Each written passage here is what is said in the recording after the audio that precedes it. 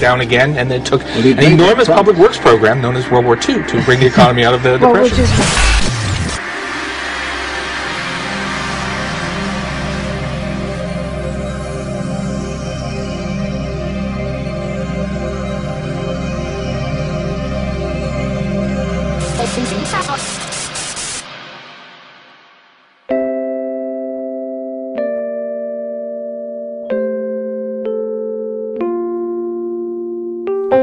What is the broken window fallacy? It all starts when a hooligan decides to throw a brick through the local baker's window.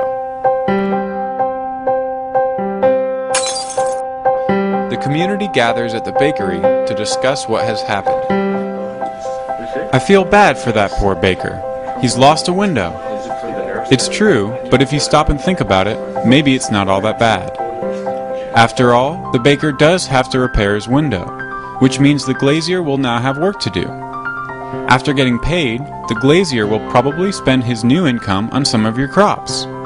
Then you'll have income to spend on even more goods and services. You're right. The hooligan has actually stimulated the economy. Imagine how many more jobs would have been created if the hooligan had done more damage. Have you all lost your minds?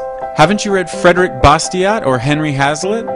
You're only focusing on what's seen, the money I will spend repairing the broken window, while you ignore what's unseen, the money I would have spent on a new suit.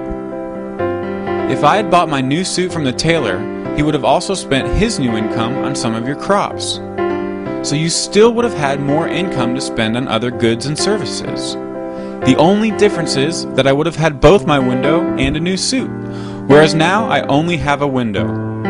This hooligan has cost me, and thus our community, a new suit.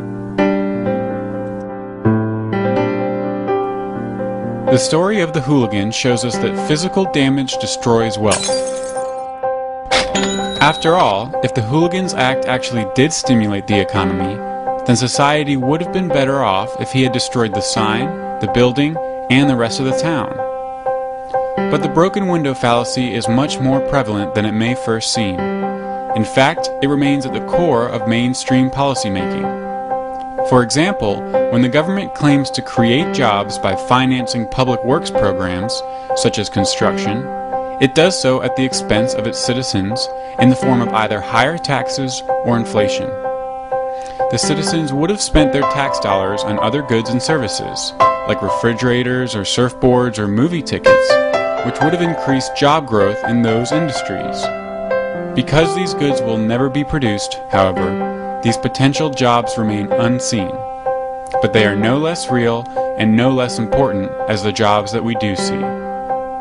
So if you ever hear of the stimulative effects of wartime spending, tariffs, or stimulus bills, know that this is merely our old friend, the broken window fallacy, dressed in new clothing and grown fat beyond recognition.